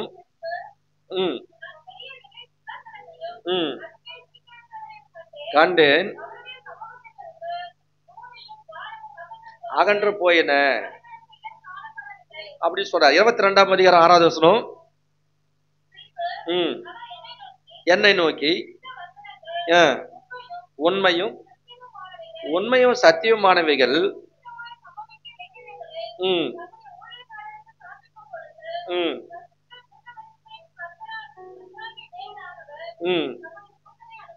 ஆமென் சொல்லுங்க. அப்ப சீக்கிரமா என்ன நடக்குன்றத ஆண்டவர் என்ன பண்றாரு? தம்முடைய தூதனுக்கு ஆண்டவர் காண்பிச்சாராம். ஆமென் சொல்லுங்க. அப்ப ஆண்டவர் வெளிப்படுத்தல் 21:5 வாசிக்கிறோம். இதோ நான் சகலத்தையும் புதிதாக்குகிறேன்னு சொல்றார். ஆமென் சொல்லுங்க. அப்ப எதெல்லாம் ஆண்டவர் நம்மளை இன்னைக்கு புதிதாக்குறேன்னு சொல்லி ஆண்டவர் விரும்புறான்னு சொன்னா, 2 கொரிந்தியர் 5ஆம் அதிகாரம் 17வது வசனத்தை நாம் வாசிக்கலாம். 2 கொரிந்தியர் 5ஆம் அதிகாரம் 17வது வசனத்தை எடுத்தவர்கள் வாசிக்கலாம். இப்படி இருக்க ஒருவன் கிறிஸ்துவுக்குள் இருந்தால் புது சிருஷ்டியா இருக்கிறான், பழையவைகள் எல்லாம் ஒழிந்து போயின, எல்லாம் புதிதாயின. ஆமென் சொல்லுங்க. அல்லேலூயா. அப்ப ஒருத்தன் கிறிஸ்துவுக்குள்ள இருக்கும் போதுதான். ஆமென். எல்லாரும் கிறிஸ்துவுக்குள்ள இருக்கிறோமா வெளியே இருக்கிறோமா? நீங்க உள்ள கறீங்களா வெளியே கறீங்களா உங்களுக்கு தான் தெரியும். ஆமென். ஒருத்தன் கிறிஸ்துவுக்குள்ள இருந்தால் அவன் யாராவ மாறானா? புது சிருஷ்டியா மாறுகிறான். பழையவைகள் எல்லாம் ஒளிந்து போயின, எல்லாம் புதிதாயினு சொல்றாரு. ஆமென் சொல்லுங்க. அப்ப கர்த்தர் நம்முடைய ஆத்துமாவை எல்லாம் பழையவைகள் எல்லாம் ஒளிஞ்சு போய் ஒரு புதிய ஆத்துமாவை கர்த்தர் என்ன பண்ண, அவருக்குள்ள நம்ம இருக்கும் போது புதிய ஆத்துமாவை கர்த்தர் என்ன பண்ணாரு? நம்ம சிருஷ்டிக்கிறேன்னு சொல்றாரு இன்னைக்கு. ஆமென் சொல்லுங்க. நான் புதிதாக்குகிறேன் என்று சொல்லுகிறார். எத்தனை பேர் விசுவாசிக்கிறீங்க? அல்லேலூயா, அல்லேலூயா. அதனால சொல்றாரு. அப்ப புது சிருஷ்டியா, முந்தினவைகளை நினைக்க வேண்டாம், பூர்வமானவைகளை சிந்திக்க வேண்டாம். ஆகவே பழையவைகளை எல்லாவற்றையும் ஒரு முற்றுப்புள்ளி வை. நீ கிறிஸ்துவுக்குள் வா, இன்னைக்கு உன்னை புது சிருஷ்டியா நான் ஆக்குறேன்னு சொல்றாரு. புதிய சரீரமா நான் உன்னை மாற்றுறேன்னு சொல்றாரு. உன்னை பழையவைகள் எல்லாம் ஒளிந்து போன எல்லாம் புதிதா என்னன்னு சொல்றாரு. ஆமென் சொல்லுங்க. அப்ப புதியவைகளா கர்த்தர் உன்னுடைய ஆத்துமாவை கர்த்தர் காப்புன்னு சொல்லுகிறார். எத்தனை பேர் விசுவாசிக்கிறீங்க? அல்லேலூயா, அல்லேலூயா. அப்ப ஆத்துமாவை நம்முடைய கர்த்தர் நம்முடைய ஆத்துமாவை புதிதாக்குவன்னு சொல்றார். வாசிக்கலாம். எசேக்கியேல் புத்தகத்துல வாசிக்கும் போது எசேக்கியேல் 36ஆம் அதிகாரம், எசேக்கியேல் தீர்க்கதரிசன புத்தகம் 36ஆம் அதிகாரம், அங்க வாசிக்கும் போது 26வது வசனத்துல இருந்து வாசிக்கலாம். 26, 27, 28 அவர் சொல்றாரு. 1008வது பக்கத்துல, உங்களுக்கு நவமான இருதயத்தை கொடுத்து உங்களுடைய உள்ளத்துல, நம்முடைய உள்ளத்துல புதிதான ஆவிக்கு ஆண்டவர் கட்டளையிடுறாராம். கட்டளையிட்டு கல்லான இருதயத்தை உங்கள் மாம்சத்திலிருந்து உங்க சரீரத்திலிருந்து எடுத்து போட்டு சதையான இருதயத்தை உங்களுக்கு நான் கொடுப்பேன்னு சொல்றாரு. ஆமென் சொல்லுங்க. அப்போ நவமான இருதயத்தை ஆண்டவர் நம்முடைய உள்ளத்துல புதிதான ஆவிக்கு கட்டளையிடுறாராம். ஆமென், அல்லேலூயா. உங்களுக்குள்ள என்ன ஆவி இருக்குதுன்ற கண்டுபிடிங்க. முதல்ல நிறைய பேர் ஜெபம் பண்றதுல, வேதத்தை வாசிக்கல, அப்ப கடவுளுக்கு பிரியமான வாழ்க்கை வாழலன்னா உனக்குள்ள கர்த்தருடைய ஆவி இருக்காது. ஆமென் சொல்லுங்க. அதனால கடவுளுடைய ஆவி இல்லாதனால்தான் நீங்க நிறைய தவறான பாதையில என்ன பண்ண ஓடிக்கொண்டிருக்கீங்க. சுயத்தை சார்ந்து கொண்டிருக்கீங்க. அந்த சுயத்தை உடைக்க முடியல. ஆமென் சொல்லுங்க. சுயத்தை அந்த ஆண்டு வந்துட்டு மாம்சத்திற்கு உட்பட்டவர்கள் தேவனுக்கு பிரியமா இருக்க மாட்டார்கள். ஆமென் சொல்லுங்க. அப்ப அந்த மாம்ச சிந்தை வந்துட்டு என்ன பண்ணும்? தேவனுடைய ஆவி இல்லாதவன், தேவனுடைய நடத்தல் இல்லாதவன், தேவனோட கூட சம்பாஷணை பண்ணாதவன், ஜெபிக்கல, வேதத்தை வாசிக்கல அப்படின்னு சொன்னா உனக்குள்ள என்ன கிரியை செய்யும்? மாம்ச சுயம் கிரியை செய்து கொண்டிருக்கும். அப்ப மாம்சத்துக்கு உட்பட்டவங்க தேவனுக்கு பிரியமா ஒரு நாள் இருக்க முடியாது. ஆமென் சொல்லுங்க. அப்ப மாம்ச சிந்தை மரணம், ஆவியின் சிந்தையோ ஜீவனும் சமாதானமா. ஆமென் சொல்லுங்க. அல்லேலூயா. அப்ப மாம்ச சிந்தை இப்படியே இருந்தேன்னு சொன்னா, மாம்சத்துக்கு உட்பட்டவங்களாவே இருந்தேன்னு சொன்னா நமக்கு மரணம் தான் நேரிடுமே தவிர ஜீவனை பார்க்கவே முடியாது. ஆமென் சொல்லுங்க. அதான் ரோமர் 8ஆம் அதிகாரத்துல 9வது வசனத்துல வாசிக்கும் போது அவருடைய ஆவி இல்லாதவன் அவருடையவன் அல்ல. ஆமென். அப்ப கர்த்தருடைய ஆவி நமக்குள்ள என்ன பண்ணும்? இருக்கணும். அந்த வசனத்தை வாசிங்க. 8ஆம் அதிகாரம் 9வது வசனம். ரோமர் 8ஆம் அதிகாரம் 9. உங்களிலே வாசமா இருந்தால் நீங்கள் மாம்சத்துக்கு உட்பட்டவர்களாக இராமல் நீங்க யாருக்கு உட்பட்டவங்களா இருப்பீங்க? தேவனுடைய ஆவிக்கு உட்பட்டவர்களா இருப்பீங்க. அப்ப இயேசு கிறிஸ்துவினுடைய ஆவி இல்லாதவன் நீ அவருடையவனா இருக்க முடியாது. ஆமென் சொல்லுங்க. அல்லேலூயா, அல்லேலூயா. அதனால ஆண்டவர் சொல்றாரு, உனக்கு உள்ளத்துல புதிதான ஆவிக்கு நான் கட்டளையிடுறேன். இன்னைக்கு ஆண்டவர் சகலத்தையும் புதிதாக்குறேன்னு சொன்னவர் உன் ஆத்துமாவை மட்டும் வந்து புதிதாக்குறது மட்டும் இல்ல, இன்னைக்கு உன் உள்ளத்துல இருக்கிறதான அந்த ஆவிக்கு புதிதான ஆவியை கர்த்தர் என்ன பண்றாரா? கட்டளையிடுகிறேன்னு சொல்ற. ஆமென் சொல்லுங்க. அப்ப புதிதான ஆவியை உங்களுக்கு கட்டளிட்டு கல்லான இருதத்தை உங்கள் மாம்சத்துல இந்த சரீரத்திலிருந்து நான் எடுத்து போட்டு சதையான இருதத்தை உங்களுக்கு கொடுப்பேன்னு சொல்றாரு. சொல்லிட்டு சொல்றாரு, உங்கள் உள்ளத்திலே என் ஆவியை வைத்து. ஆமென் சொல்லுங்க. அப்ப உங்க உள்ளத்துல என்ன ஆவியை வைக்கிறாரா? அல்லேலூயா, அல்லேலூயா. அப்ப சொல்றாரு, உங்க உள்ளத்துல புதிதான ஆவிக்கு கட்டளைறாரு. ரெண்டாவது இங்க சொல்றாரு, உங்க உள்ளத்துல ஏன் ஆவியை வைக்கிறேன்றாரு. அல்லேலூயா. அப்ப தவறான வழிக்கு போவோமா? ஆவி, அவருடைய ஆவி உனக்குள்ள வந்துச்சுன்னா இங்க சொல்றாரு, உன் உள்ளத்துல புதிதான ஆவியை, உள்ளத்துல என் ஆவியை வைத்து, உள்ளத்திலே என் ஆவியை வைத்து உங்களை என் கட்டளைகளில் நடக்கவும் என் நியாயங்களை கை கொள்ளவும். ஆமென் சொல்லுங்க. அல்லேலூயா. அப்ப புதிதான ஆவி வந்துச்சுன்னா நம்ம உள்ளத்துல அவருடைய ஆவியை ஆண்டவர் நமக்குள்ள வச்சுட்டாருன்னா இங்க உள்ள கருத்தெல்லாம் வெளியேறிடும். எத்தனை பேர் விசுவாசிக்கிறீங்க? அல்லேலூயா. தவறான சிந்தை, தவறான நோக்கம் அப்படி நமக்கு உள்ள போவே போவாது. நம்ம கண் போன போக்கல, மனம் போன போக்கல, கால் போகலாம் அப்படின்ற மாதிரி நம்ம மனது சொல்றபடியெல்லாம் கால் போகாது.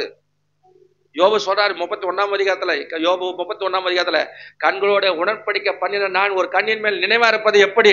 போறவங்க வரவங்கள கண்ணெல்லாம் மேஞ்சிச்சுன்னா நம்ம கண்ணு அவ்வளவுதான். நம்ம ஆண்டவர்கிட்ட யோபு சொல்றாரு, நமக்கு ஆண்டரோடு கூட கண்களை கூட நம்ம உடன்படிக்கை பண்ணி வச்சிருக்கோம். அல்லேலூயா, அல்லேலூயா. உனக்கு கொடுக்குற மனைவியா, உனக்கு கொடுக்குற புருஷன் மேல நீ சந்தோஷமா எழுந்தனா அது வந்துட்டு ஆண்டவருடைய தவறே கிடையாது. ஆமென் சொல்லுங்க. ஆனா அதை விட்டுட்டு நீ போறவங்க வரவங்க மேல எல்லாம் உன் கண்ணு போச்சுன்னா போச்சு. பெருக்கவன் செய்ய பாட்டு பாடுறாரு, பொற்க மேல கண்ணு போச்சுன்னா போச்சையா உன் அபிஷேகம், ஆட்கள் மேல கண்ணு போச்சா அம்போதான் உன் அபிஷேகம். பாட்டு பாடுறாரு. ஆமே, அபிஷேகமே போயிடும். அல்லேலூயா. அதனால வந்து இப்ப சொன்னா கண்ணு அப்படி வந்துட்டு என்ன பண்ணும்? போறவங்க வரவங்க மேல மேஞ்சின கூடாது. அப்படி அதுதான் யோபு சொல்றாரு. 9வது வசனம் 10வது வசனம், அதே 31ஆம் அதிகாரத்துல 9வது வசனம் 10வது வசனத்தை சொல்றாரு. என்ன சொல்றாருன்னா, என் மனம் யாதொரு ஸ்திரீன் மேல, போற வரவன் மேல, அந்த ஸ்திரீன் மேல என் மனம் யாதொரு ஸ்திரீன் மேல மயங்கி அடுத்தும் பொண்டாட்டியோ அடுத்தனுடைய மனைவியோ வந்துட்டு பாத்தீங்கன்னா ஆயிலான வந்துட்டு வாசலான எட்டி பார்த்தது உண்டானா அப்பொழுது என் மனைவி வேற ஒருவனுக்கு மாவாரைப்பான்னு சொல்றாரு. நம்ம வேற ஒருத்தருக்கும் மேல வந்து கண்ணு போயினேச்சுன்னா நம்ம மனைவி வேற ஒருத்தங்கிட்ட போயிடுவான்றா. பச்சை சொல்றாரு. ஆமென் சொல்லுங்க. அல்லேலூயா. அதனால கண்களோட உடன்படிக்கை பண்ணின நான் ஒரு கண்ணின் மேல் நினைவா இருப்பது எப்படின்னு கேள்வி கேட்கிறாரு. ஆமென் சொல்லுங்க. அதான் சொல்றாரு மத்தேயு 5ஆம் அதிகாரம் 28 சொல்றாரு, நான் உங்களுக்கு சொல்லுகிறேன், ஒரு ஸ்திரியை எச்சோடு பார்க்கிற எவனோ அவளோடு கூட விபச்சாரம் பண்ணி ஆயிட்டுட்டார். முடிச்சிட்டார், சாப்டர் க்ளோஸ் பண்ணிட்டார். பார்க்கிற பார்வை, அந்த பார்வையிலே பாவத்தை அவளுக்குள்ள செஞ்சிட்டேன்னு சொல்றாரு. எவ்வளவு மோசமாக்குது பத்தியா? ஆமென் சொல்லுங்க. அதான் ஆண்டவர் சொல்றாரு, உன் கண் தெளிவா இருந்தா உன் சரீரம் முழுவதும் வெளிச்சமா இருக்கும். உன் சரீரம் உன் கண் கெட்டதா இருந்தா உன் சரீரம் முழுவதும் இருளா இருக்கும். உன்னிலுள்ள வெளிச்சம் இருளாகாதபடிக்கு எச்சரிக்கையாருன்னு சொல்லி இயேசு கிறிஸ்து சொன்னார். ஆமென் சொல்லுங்க. அல்லேலூயா, அல்லேலூயா. அதுதாங்க சொல்றாரு. அப்ப சொல்றாரு, நான் உங்களுக்கு இருதயத்தை வந்துட்டு என்ன பண்ண உள்ளத்துல புதிதான ஆவிக்கு கட்டளைன்னு சொல்றாரு. அப்ப வந்து கல்லான இருதத்தை உங்களிருந்து மாம்சத்திலிருந்து நான் எடுத்து போட்டு சதையான இருதத்தை உங்களுக்கு கொடுப்பேன். உங்க உள்ளத்துல என் ஆவியை வைத்து என் கட்டளைகளையும் என் நடக்கவும் நியமங்களை கை கொள்ளவும் அவைகளின்படி செய்யவும் பண்ணுவேன் அப்படி சொல்லிட்டு சொல்றாரு. உங்கள் பிதாக்களுக்கு நான் கொடுத்த தேசத்திலே நீங்கள் குடியிருப்பீர்கள், நீங்கள் என் ஜனமா இருப்பீர்கள், நான் உங்கள் தேவனா இருப்பேன். அல்லேலூயா, அல்லேலூயா. அப்ப ஆண்டவர் தமது ஆவியை அனுப்பி ஆண்டவர் நம்மை புதிதாக்கு வரான். அவருக்கு நமக்குள்ள அவருடைய ஆவிக்கு நம்ம வந்துட்டு இடம் கொடுத்துட்டோம்னு சொன்னா, அவர் வந்து தங்கறதுக்கு இடம் கொடுத்தோம்னா இங்க கேரத்தெல்லாம் வந்துட்டு வெளியே போயிடும். ஆமென் சொல்லுங்க. வைராக்கியம், விரோதம், கோபம், முறுமுறுப்பு எல்லாம் ஓடி போயிடும். குடியா எல்லாம் வந்து போதை வித்துகளா எல்லாம் வெளியேறிடும். அவருக்கு இங்க இடம், அவருக்கு இடம் கொடுத்தீங்கன்னா இங்க அங்க வரத்துக்கு இடமே வராது, வேற இடம் வரவே வராது. ஆமென் சொல்லுங்க. ஆண்டவர் அதுக்குள்ள வந்து வாசம் பண்ணுவார். ஆமென், அல்லேலூயா. அப்ப எவைகளை ஆண்டவர் புதிதாக்கு வரான்? நம்முடைய ஆவியை கர்த்தர் இன்னைக்கு புதிதாக்குவன்னு சொல்றார். ஆமென் சொல்லுங்க. நம்முடைய ஆத்துமாவையும் கர்த்தர் புதிதாக்குவன்னு சொல்றாரு. அங்க சொல்றாரு, வாசிக்கலாம். யோவான் எழுதின சுவிசேஷ புத்தகம் 10ஆம் அதிகாரம் 10வது வசனத்தையும் 11வது வசனத்தையும் நீங்க வாசித்தீங்கன்னா வாசிக்கலாம். அப்ப திருடன் அவன் வந்து பிசாசு, திருடன் திருடவும், அவனுக்கு பேரு பாருங்க, திருடன் திருடவும் கொல்லவும் அழிக்கவுமே வருகிறான் என்று வேறு ஒன்றுக்கும் வரான். ஆமென் சொல்லுங்க. எதை அழிக்கிறதுக்கு வரான்? இந்த ஆத்துமாவை. ஆமென் சொல்லுங்க. அல்லேலூயா. நம்முடைய வாழ்வில நாம் தேவனோடு கூட நெருங்கி ஜீவிக்காதபடிக்கு நம்முடைய வாழ்க்கையை பாழாக்குறதுக்காக அந்த சாத்தான் வந்து என்ன பண்றான்? அவன் வந்துட்டு கெடுக்கிறதுக்கு வரானா. அவன் திருடன் திருடவும், இந்த ஆத்துமாவை திருடவும் கொல்லவும் அழிக்கவுமே வருகிறான் என்று வேறு ஒன்றுக்கும் வரான். நானோ அவைகளுக்கு ஜீவன் உண்டாயிருக்கவும் அது பரிபூர்ணப்படவும் வந்தேன்னு சொல்றாரு இயேசு. ஆமென் சொல்லுங்க. அல்லேலூயா. அப்ப நம்முடைய ஆத்துமாவை ஜீவன் உண்டாகவும் அது பரிபூர்ணப்படவும் வந்திருக்கேன்னு சொல்றாரு. சொல்லிட்டு சொல்றாரு 11வது வசனத்துல, நானே நல்ல மேய்ப்பன், நான் கொடுக்கிறேன்னு சொல்றார். நமக்காக ஜீவனே கொடுத்தவர் நம்முடைய ஆண்டவர். ஆமென் சொல்லுங்க. இந்த உலகத்துல ஒரு மனிதனுக்காக தன் ஜீவனை கொடுத்த ஒரு கடவுள்னா இயேசு கிறிஸ்து ஒருவரே மாத்திரம்தான். ஆமென் சொல்லுங்க. அல்லேலூயா, அல்லேலூயா. கர்த்தர் நம்முடைய வாழ்வையே புதிதாக்குகிறேன் அப்படின்னு சொல்றார். பரிபூர்ணப்பட வந்திருக்கிறேன்னு சொல்றார். ஆமென் சொல்லுங்க. நம்முடைய வாழ்வையே புதிதாக்குவாராம். ஆமென். எத்தனை பேர் விசுவாசிக்கிறீங்க?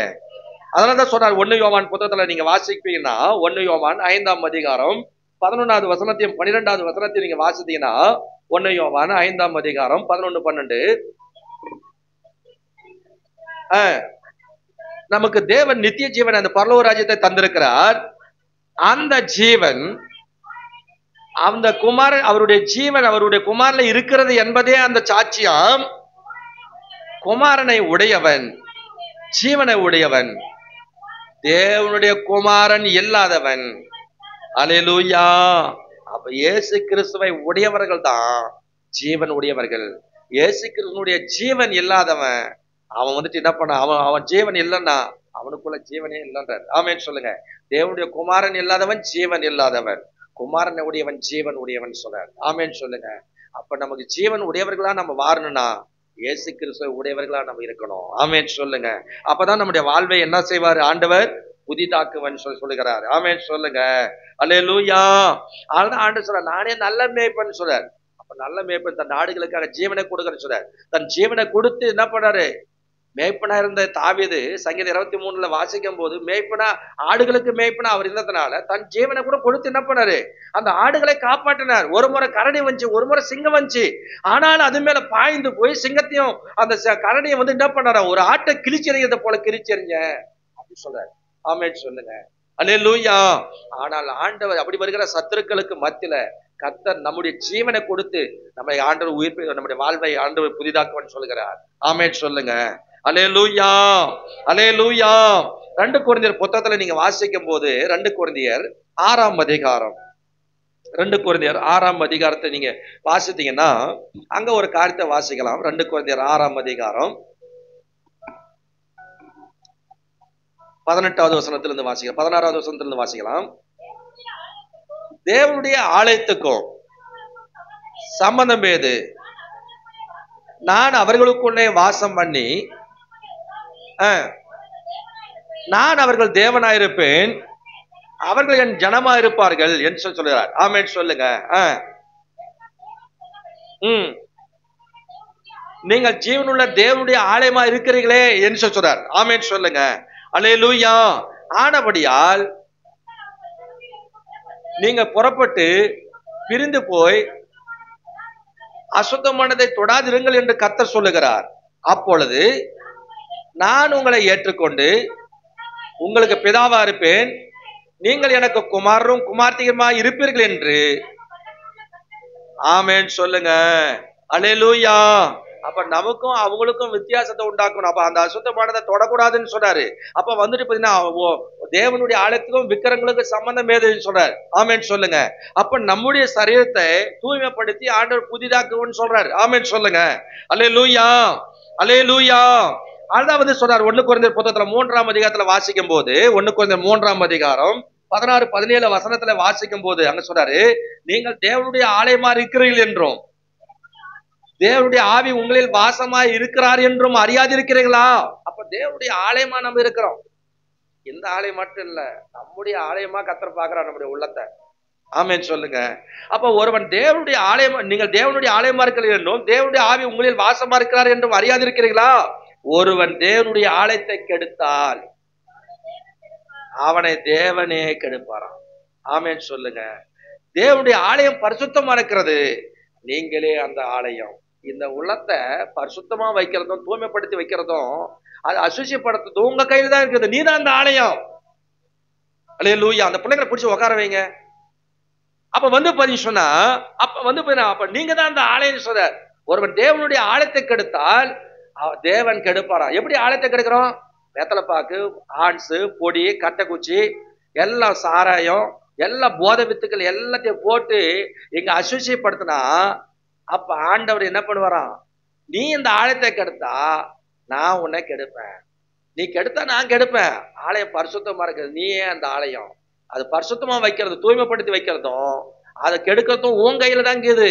நீ தான் அந்த ஆலயம் சொல்ற. ஆண்டவர் தங்குகிற ஆலயமா நம்ம வந்து இருக்கிறோமா? யோசித்துப்பார். சில சொல்லுவாங்க, இந்த சும்மா கொஞ்சம் அந்த அவங்க கொடுத்தாங்க, அந்த அக்கா கொஞ்சம் கொடுத்தாங்க, நான் அதனால போட்டுறேன். அக்கா கொடுப்பாங்க, போட்டுனேரு. ஆமே, ஆமா, அதான் அவங்க கொஞ்சம் இந்த பரவாயில்ல, இன்னைக்கு ஒரு நாள் தானே, நீங்க நல்ல நாள், பரவாயில்ல தான், ஒரு நாள் தானே, அதான் ஒரு இது குடி எல்லாம் குடிச்சுட்டா போயிடுவேன். தேவன் வாசம் பண்ண மாட்டார். ஆமே சொல்லுங்க. அவருக்கு அங்க இருக்கிற அவர் ஆலயத்தை சுத்தமா இருக்கணும்னு ஆண்டவர் விரும்புறாரு. அப்பதான் உனக்குள்ள அவர் வருவார். இதை கெடுத்துன்னா அவர் உன்னை கெடுப்பாராம். இன்னைக்கு இல்லாத வியாதியெல்லாம் வர்றதுக்கு காரணம் என்னது? இந்த பீடி, சிகரெட்டு, கல்லு, சாராயம், வெத்தலை பாக்கு, பொடி, ஆன்ஸ், கட்டை குஞ்சு இதெல்லாம் போறதுனால தான் கர்ப்பப்பை பிரச்சனை வருது, கேன்சர் வருது. ஏன் வருது? இதெல்லாம் அதனால வரது வேறவே தான். நீ அவரை கெடுத்துனா அவர் உன்னை கெடுப்பார். நீ பரிசுத்தமா வச்சுன்னா அவர் பரிசுத்தமா உனக்குள்ள வந்து வாசம் பண்ணுவார். நீ தான் அந்த ஆலயம். ஆமென் சொல்லுங்க. அல்லேலூயா. அல்லேலூயா. அதே 6ஆம் அதிகாரம் 19வது வசனத்துல பாருங்க. அதிலே 1 கொரிந்தியர் 6ஆம் அதிகாரம் 19வது வசனத்துல, உங்கள் சரீரமானது, நீங்க இந்த சரீரம் யாரால பெற்றிருக்கிறோம்? ஆண்டவர் கொடுத்த சரீரங்க. இது உன் இஷ்டத்துக்கு இதை வந்து என்ன பண்ணக்கூடாது, அசுசிப்படுத்தக்கூடாது. ஆமென் சொல்லுங்க. அதான் சொல்றாரு, உங்கள் சரீரமானது நீங்கள் தேவனாலே பெற்றும் உங்களில் தங்கியும் இருக்கிறது. அவர் சொல்றாரு, உங்கள் சரீரமானது நீங்கள் தேவனாலே பெற்றும் உங்களில் தங்கியும் இருக்கிற பரிசுத்த ஆவியினுடைய ஆலயமா இருக்கிறது என்றும். ஆமென் சொல்லுங்க. நினைச்சா வந்துட்டு நான் செத்து போயிடுறேன், இதை நான் வந்து சூசைட் பண்ணிக்கிறேன், இலை தின்னு போட்டுறேன், தூக்க மாட்டேங்கிறேன். இந்த சரீரம் யாருக்கு சொந்தம்? கர்த்தருக்கு சொந்தம். உன் இஷ்டத்துக்கு வந்துட்டு என்ன பண்ணக்கூடாது, இந்த சரீரத்துல வந்துட்டு என்ன பண்ணக்கூடாது, விளையாடக்கூடாது. அவர் சொல்ற, உங்கள் சரீரமானது நீங்கள் தேவனாலே பெற்றும் அவர்கிட்ட இருந்து நீங்க பெற்றிருக்கீங்க, உங்களில தங்கி இருக்கிற பரிசுத்த ஆவியினுடைய ஆலயமா இருக்கிறது என்றும் நீங்கள் உங்களுடைய அல்லவர்கள் என்று சொல்லி நீங்க அறிந்திருக்கீங்கன்னு சொல்றாரு. ஆமென் சொல்லுங்க. அல்லேலூயா. நாம் நம்முடையவர்கள் அல்ல. ஆமென் சொல்லுங்க. அதனால நம்முடைய ஆலயத்தை நம்ம அசுசிப்படுத்தக்கூடாது. நம்ம எப்படினாலும் நம்ம என்ன பண்ணலாம்,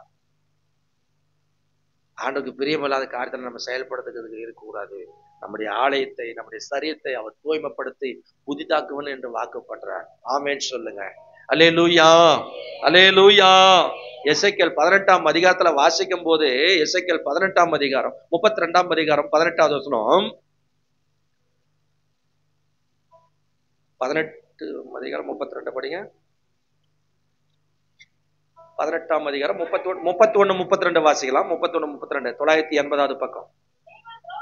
நீங்கள் துரோகம் பண்ணின உங்களுடைய எல்லா துரோகங்களையும் உங்கள் மேல் இராதபடிக்கு விலக்கி புது இருதத்தையும் உண்டு பண்ணிக்கொள்ளுங்க. அப்ப புது ஆவியும் புது இருதத்தையும் உண்டு பண்ணிக்கொள்ளுங்கள் இஸ்ரவேல் வம்சத்தாரே.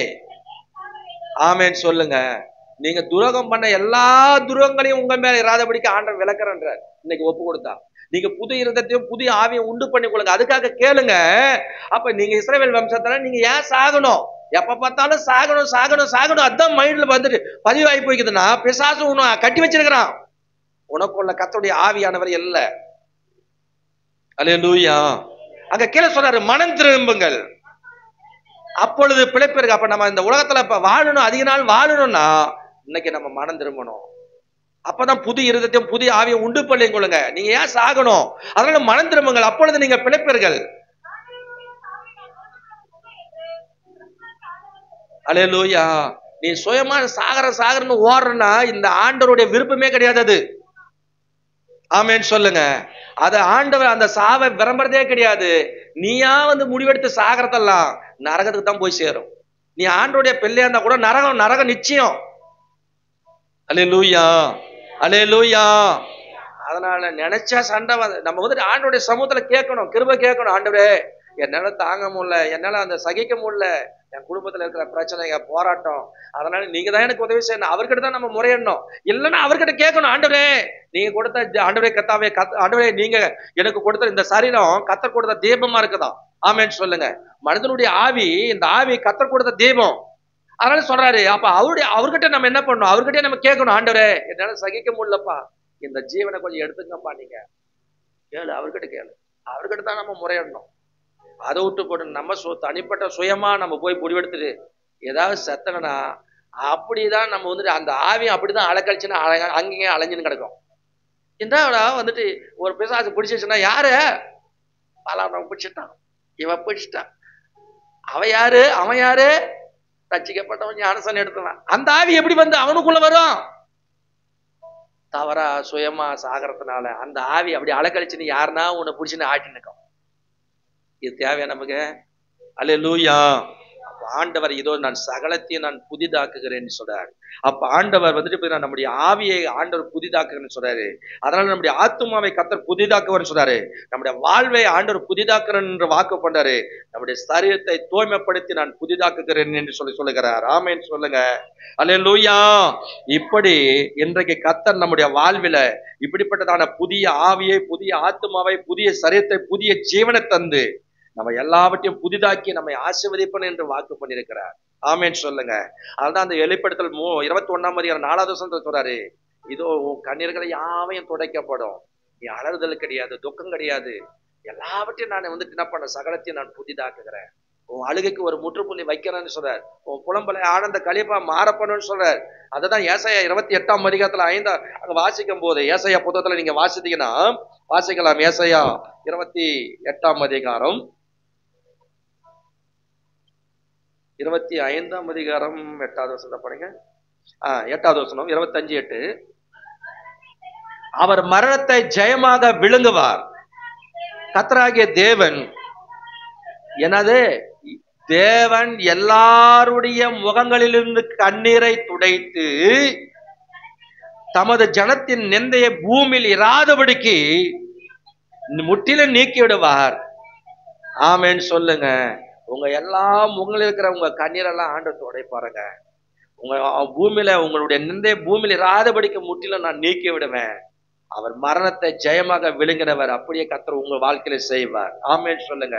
அவர் மேல 4வது வசனத்துல சொல்றாரு பாருங்க, என்ன சொல்றாருன்னா, கொடூரமானவர்களுடைய சீரல் மதிலை மோதடிக்கிற பெரு வெள்ளத்தை போல் இருக்கையில் நீ ஆண்டவர் சொல்றாரு, ஏழைக்கு பலனும் திடனும் பெரு வெள்ளத்துக்கு தப்பும் அடைக்கலமும். ஆமேன்னு சொல்லுங்க. அப்படி ஆண்டவர் நம்மளை வந்துட்டு என்ன பண்ணுவாரு, நிழலை போல ஒதுங்க வைப்பார். ஆமேன்னு சொல்லுங்க.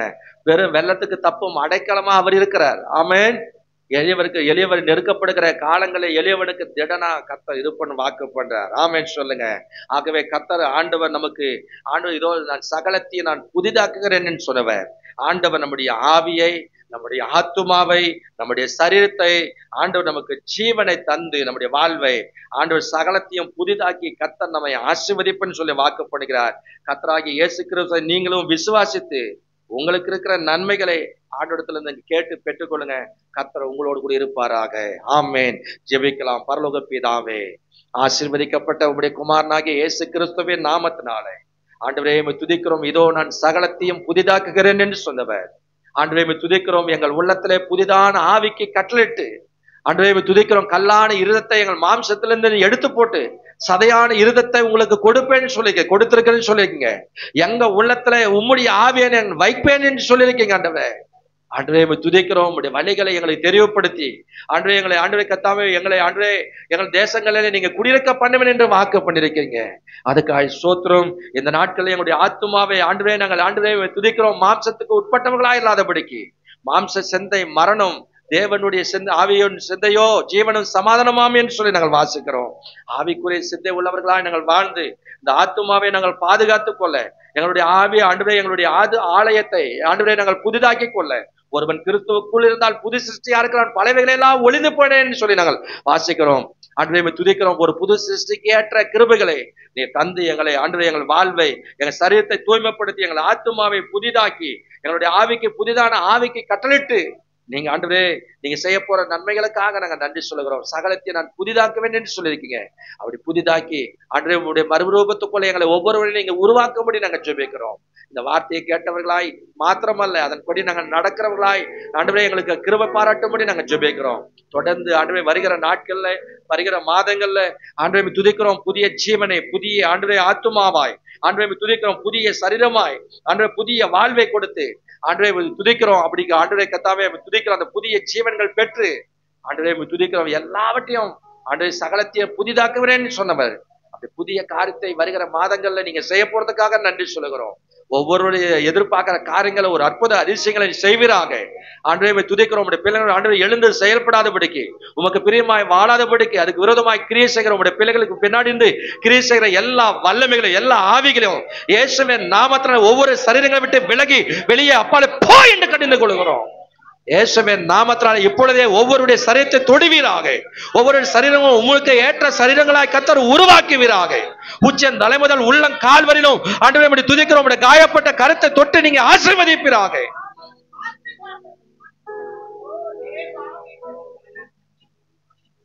அசைவில்லாத ராஜ்யத்தை பெறுகிறவர்களாகிய நாங்கள் பயத்தோடும் பக்தியோடும் தேவனுக்கு பிரியமான ஆராதனை செய்து அந்த கிருபையை பற்றி கொள்ள நீர் எங்களுக்கு கிருபை தரும்படியா நாங்கள் ஜெபிக்கிறோம். நீங்க அப்படி கிருபை செய்யுங்க. தொடர்ந்து நாமத்தை மையப்படுத்துங்க. அந்த ஒவ்வொரு பிள்ளைகளையும் அப்படி ஆசீர்வதிங்க. சாத்தானுக்கு எந்த விதத்திலும் இடம் கொடுக்காதபடிக்கு பிசாசுக்கு எதிர்த்து நில்லுங்கள். அப்பொழுது அவன் உங்களை விட்டு ஓடி போவான் என்று சொல்லியிருக்கீங்க.